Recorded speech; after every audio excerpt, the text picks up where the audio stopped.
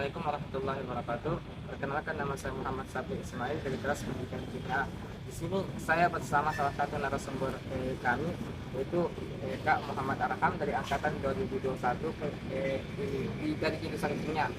Nah, yang saya ingin tanyakan Kak, yaitu bagaimana menurut pendapat Kakak, yaitu bagaimana cara menyikapi budaya asing yang lebih viral di negeri sendiri dibandingkan dengan budaya lokal. Saya dan kita menyikapi budaya asing yang lebih viral dibandingkan budaya lokal. Pertama kita harus pandai memilih atau melihat bagaimana budaya asing itu, dampak budaya asing itu, dan juga kita harus juga lihat bagaimana keterkaitan budaya tersebut dengan norma. Ketika budaya tersebut sudah menyalahi norma-norma kita dan pertama norma agama, tentu saja kita harus menjauhi budaya tersebut atau bahkan menghentikan budaya tersebut. Uh, Mungkin tidak semua juga budaya lokal yang ada juga beberapa budaya lokal yang tidak sesuai dengan norma-norma agama kan. Jadi saya pikir semua budaya itu bagus, bagus ketika sesuai dengan norma-norma yang memang tidak menyalahi aturan sebagai hak manusia. Tapi ketika sudah menyalahi hak manusia, apapun budaya lokal, budaya asing, tetap tidak baik juga untuk diri sendiri dan orang lain. Terima kasih Kak.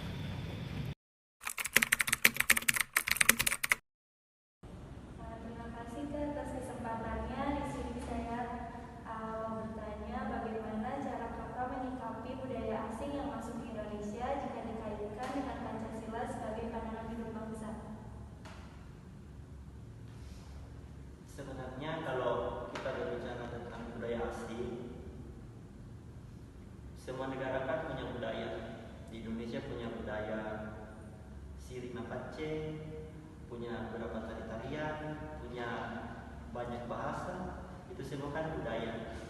Begitu juga halnya dengan budaya yang ada di luar negeri. Misalnya di India budayanya itu pakaiannya misalnya terkenal dengan pakaian yang terbuka, bahasanya juga beda, bahkan tariannya juga beda. Nah, ini sebenarnya kalau kita lihat dari segi pengaruh, apakah ada pengaruhnya budaya luar atau budaya asing yang masuk ke negara Indonesia.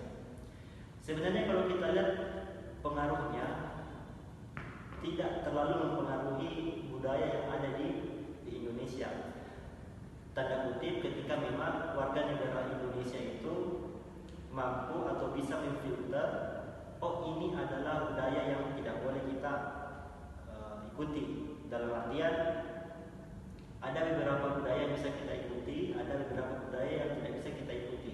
Misalnya kayak di India yang pakaian terbuka, mereka kan beda keyakinan, terus beda budaya dari awal. Nah, tidak mungkin juga kita langsung ikuti di Indonesia, karena di Indonesia juga punya budaya yang berbeda dari awal, keyakinan juga beda.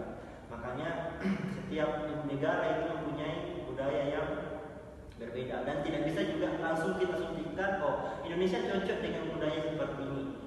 Nah, misalnya salah satu budaya di India itu yang pakaian terbuka, cocokkah misalnya kita tampilkan atau terapkan di Indonesia? Nah, itu tidak boleh, karena Indonesia adalah negara yang mayoritas Muslim, di mana Muslim kan harus berpakaian tertutup. Nah, ini melanggar norma. Kalau misalnya kita hubungkan dengan Pancasila, apakah sesuai dengan Pancasila? Kalau misalnya kita adopsi beberapa dari luar negeri, nah itu sebenarnya tergantung dari nilai yang dibawa oleh budaya itu sendiri. Kalau misalnya budaya yang dari luar itu kita terapkan di sini tapi positif, misalnya budaya di Cina itu siswanya atau orang-orangnya itu tiap hari belajar, setiap masuk kelas itu selalu disiplin, tidak pernah terlambat. Orang yang masuk kantor itu selalu tepat waktu, tidak pernah terlambat. Nah, ini kan budaya juga. Nah, ini bisa kita adopsi ke Indonesia karena sejalan dengan konstitusi dan juga Pancasila atau pedoman hidup bangsa atau pandangan hidup bangsa.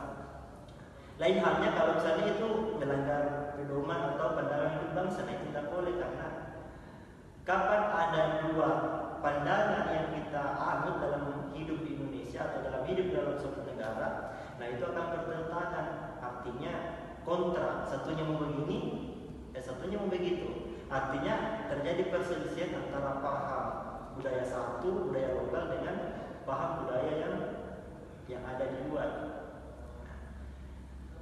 Yang poin kedua yang saya sampaikan, budaya dari luar itu sebenarnya juga bisa diadopsi ketika tidak mengikis budaya-budaya lokal yang ada di Indonesia. Karena sekarang kalau kita lihat itu budaya yang masuk dari luar ke Indonesia, perlahan-lahan itu kalau kita lihat budaya Indonesia juga semakin terkikis, artinya semakin dilupakan bahasa kasarnya. Nah itu dampak dari budaya luar, karena Indonesia masyarakatnya itu lebih hobi dan lebih ingin tahu dan lebih suka dengan budaya luar dibanding budaya lokal sendiri. Nah ini dampaknya karena terkikisnya budaya lokal, nah tumbuhlah budaya dari luar, nah, sehingga kita dianggap punya budaya yang kaya, tapi seakan-akan kita tinggalkan budaya itu jadi budaya dari luar atau negara asing. Nah, poin ketiga, kalau berbicara tentang pandangan hidup bangsa atau tentang Pancasila,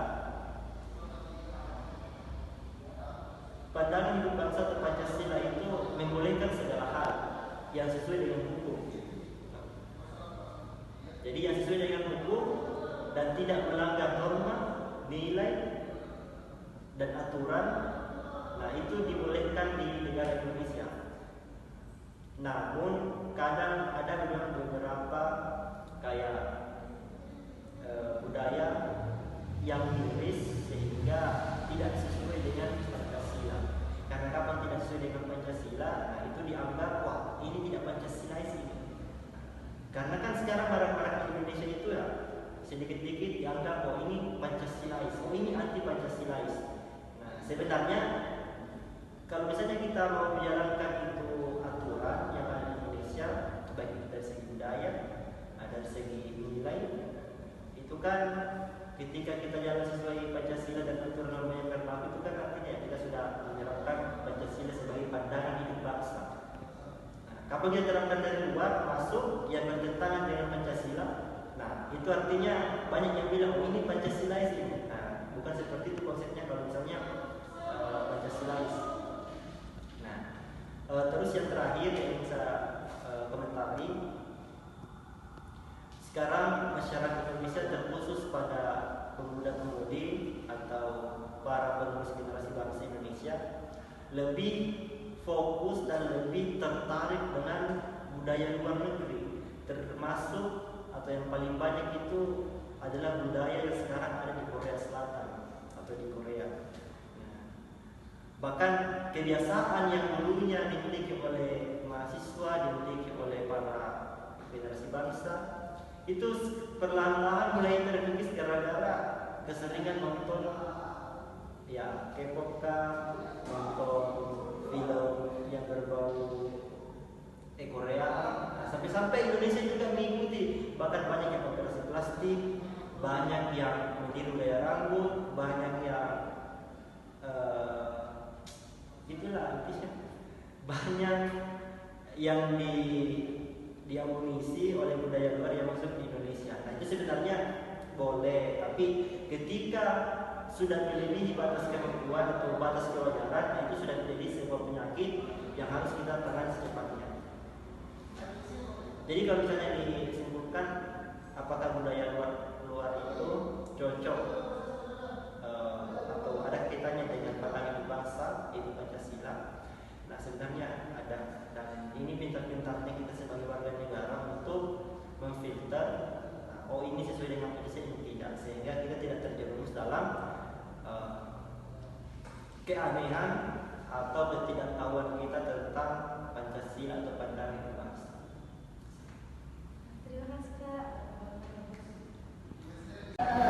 Assalamualaikum Kak. Terima kasih sebelumnya telah menjadi narasumber saya.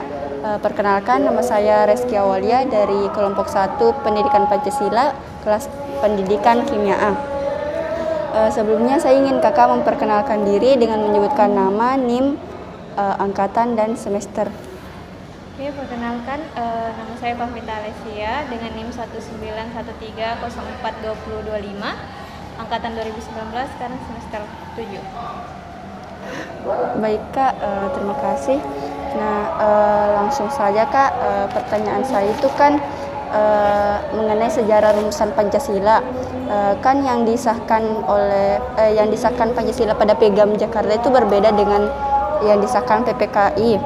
Nah, pertanyaan saya, mengapa masyarakat Timur pada saat itu menentang ingin menghapus bunyi sila pertama yang berbunyi kewajiban dengan menjalankan syariat Islam bagi pemeluk-pemeluknya, sedangkan sudah ada kesepakatan bersama mengenai pengesahan Pancasila yang akan disahkan pada tanggal 18 Agustus, Kak.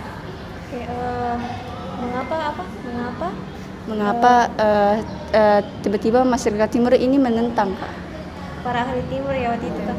Karena kan Indonesia kan ini luas, baru Indonesia ini beragam agama.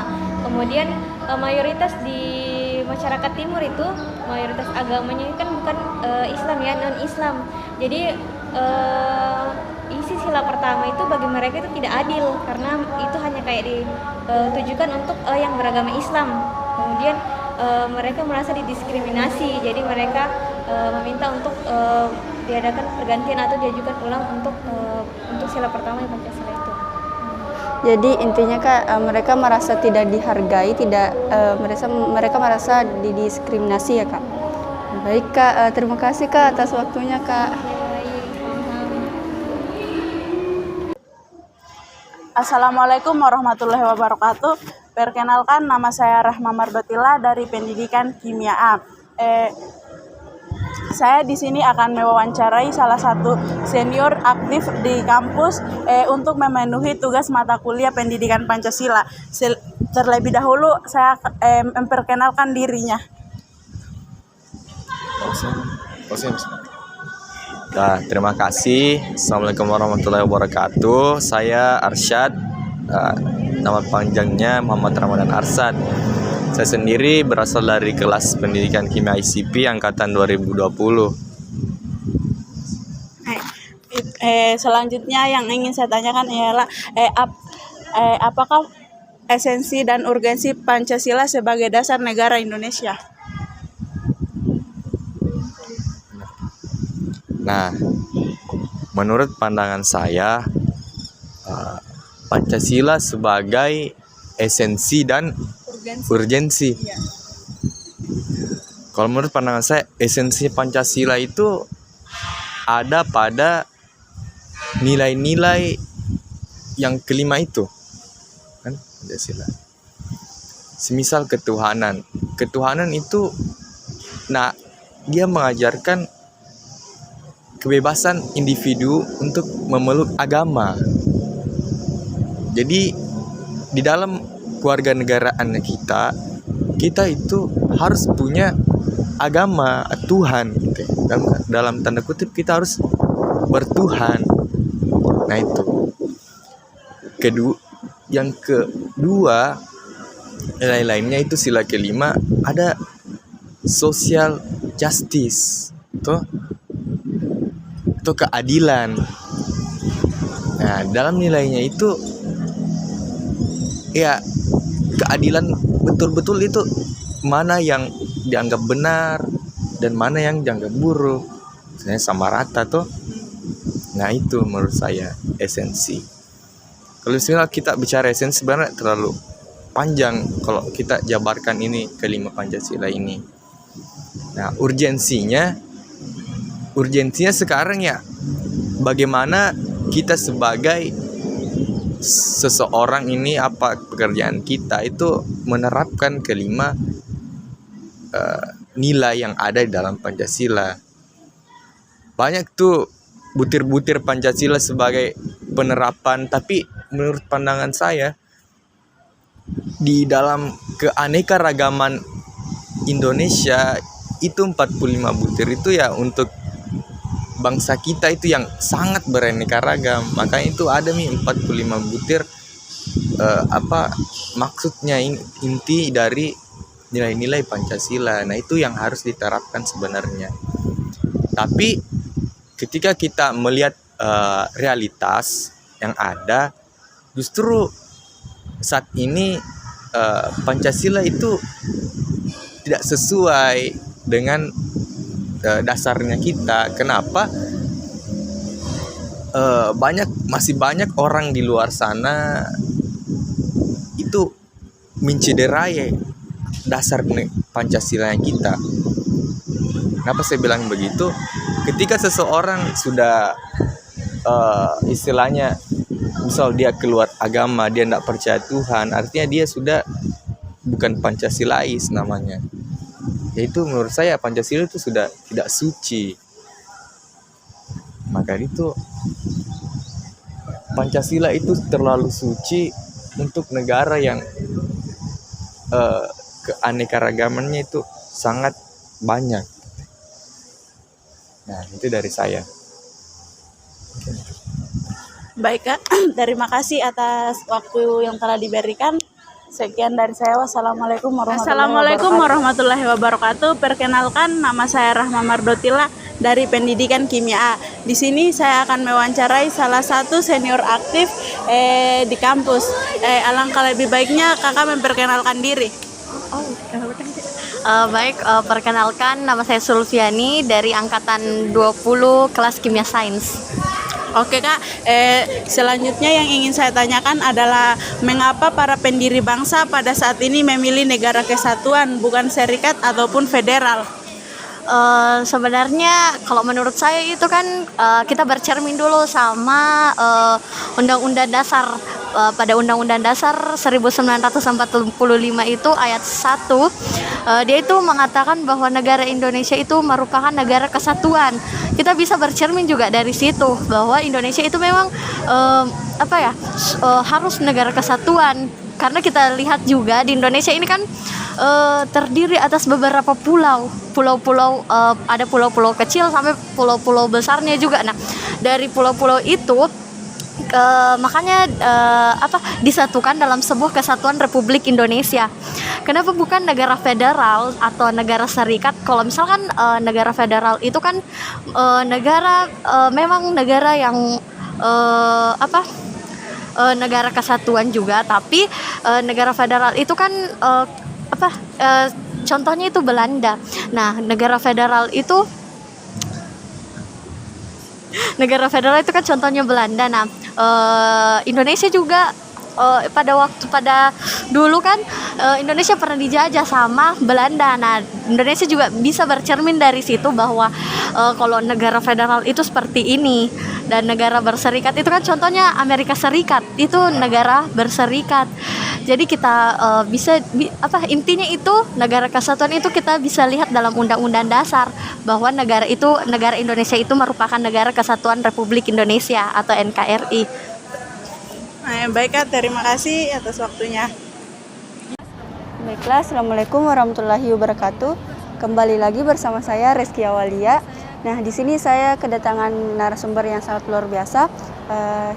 Perkenalkan Kak, nama saya Reski Awalia. Saya ingin Kakak memperkenalkan diri dengan menyebutkan nama, NIM, angkatan, dan semester. Baik, terima kasih. Perkenalkan, nama saya Salwa Irtia, NIM 19130400013, terus angkatan 2019 dan sekarang sudah semester 7. Baiklah Kak, di sini saya ingin meminta pendapat Kakak mengenai bagaimana pandangan Kakak apabila suatu saat Pancasila sebagai dasar negara diganti Kak. Bagaimana pendapat saya apabila suatu saat nanti Pancasila sebagai dasar negara diganti? Menurut saya itu Pancasila sebagai dasar negara itu seharusnya tidak diganti, karena Pancasila kan itu sudah menjadi dasar hukum dalam kehidupan masyarakat Indonesia. Jadi kalau Pancasila diganti maka sudah otomatis semua dasar hukum dalam berkehidupan kebangsaan itu juga pasti akan diganti. Dan menurut saya Pancasila itu sudah relevan dengan kehidupan kita sekarang, kehidupan berbangsa kita itu sudah mencakup segala hal. Jadi kalau misal akan diganti, di sini lagi kita harus lihat perannya, bukan hanya peranan pemerintah tapi peranan seluruh warga negara. Bagaimana dalam proses, misalnya kalau memang diganti, kita lihat dulu apakah diganti dengan sesuatu yang memang relevan atau tidak. Tapi jika memang tidak relevan, seharusnya tidak diganti, karena ini memang sudah jadi pondasi kita sejak dulu. Pondasi ya seperti layaknya pondasi, kalau pondasinya diganti otomatis ya itu bangunannya akan rubuh kan, jadi agak misalnya sulit untuk buat bangunan baru. Jadi kalaupun memang misalnya nanti diganti, dilihat lagi kalau memang relevan dengan kondisi bangsa kita dan sesuai, mungkin menurut saya bisa. Karena setahu saya sebelumnya juga 5 butir Pancasila itu kan butir pertamanya itu sebelumnya ada proses penggantian dari sebelumnya. Jadi kalau memang relevan mungkin bisa untuk diganti, tapi kalau tidak misalnya tidak seharusnya untuk diganti. Ya, mungkin itu. Baik Kak, terima kasih atas pendapat Kakak. Baik, terima kasih Kak karena telah meluangkan waktunya saat ini. Sebelumnya perkenalkan, saya dari kelompok 1 atas nama Nur Azania Muhtar dari pendidikan Kimia A. Di sini saya akan mempertanyakan tentang negara kita saat ini. Tapi sebelumnya ada baiknya Kakak memperkenalkan diri. Oke, baik. Terima kasih atas kesempatan yang telah diberikan. Langsung saja, perkenalkan, nama saya Rima Anugrah Alifka dari kelas pendidikan kimia ICP. Oke, terima kasih Kak. Jadi yang mau saya tanyakan, bagaimana jika suatu negara tidak memiliki dasar negara? Bagaimana jika suatu negara tidak memiliki dasar negara? Ya. Menurut saya negara itu harus memiliki dasar negara, karena dasar itu sama dengan pondasi. Jika negara tersebut tidak memiliki pondasi, maka negara tersebut tidak akan tersusun dengan baik atau terarah dengan baik. Sama halnya ketika kita membangun rumah, ketika rumah itu tidak mempunyai pondasi, maka tidak akan terbangun dengan kokoh. Oke, terima kasih Kak. Sebelumnya Kak, terima kasih karena telah bersedia menjadi narasumber saya. Perkenalkan, nama saya Silvia Junike dari kelas pendidikan Kimia A angkatan 2022. Perwakilan dari kelompok 1 mata kuliah pendidikan Pancasila. Sebelum kita masuk dalam sesi wawancara Kak, ada baiknya Kakak perkenalkan diri terlebih dahulu. Baik, perkenalkan, nama saya Nurniati Hamid, mahasiswa jurusan Kimia angkatan 2019. Terima kasih Kak. Jadi pertanyaan saya di sini Kak, kita tahu bahwa dalam mewujudkan tujuan negara itu jalan yang ditempuh ada 2, yaitu aliran liberal individualis dan aliran kolektivitas sosial. Jadi menurut Kakak, bagaimana pendapat Kakak mengenai 2 aliran ini Kak? Baik, terima kasih.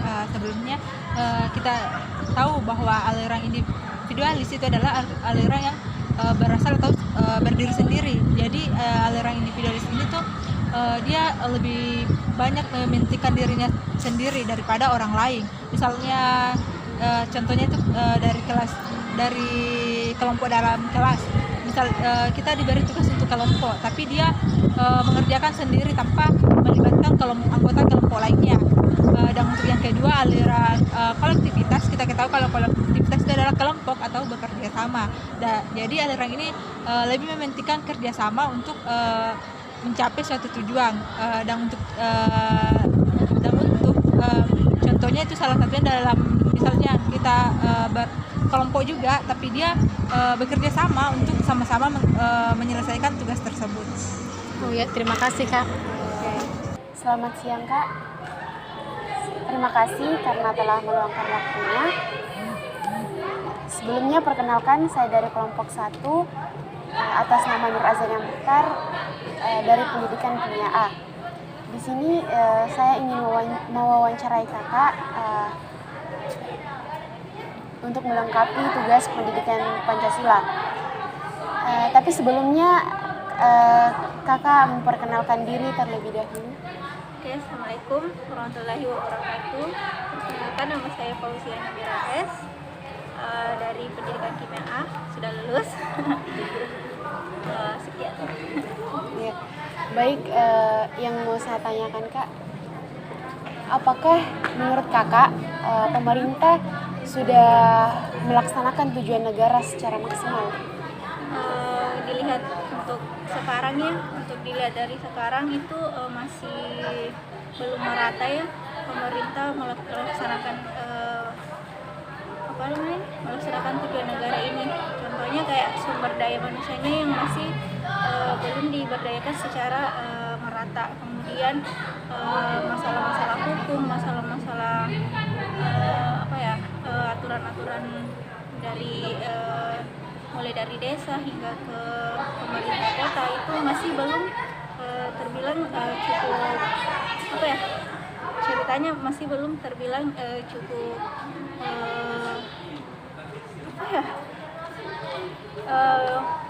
maksudnya belum cukup sempurna dalam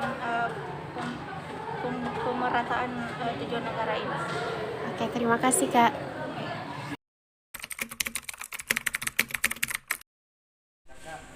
Mengapa masyarakat Indonesia mulai mengikuti budaya kebarat-baratan dan bersifat individualis? Menurut saya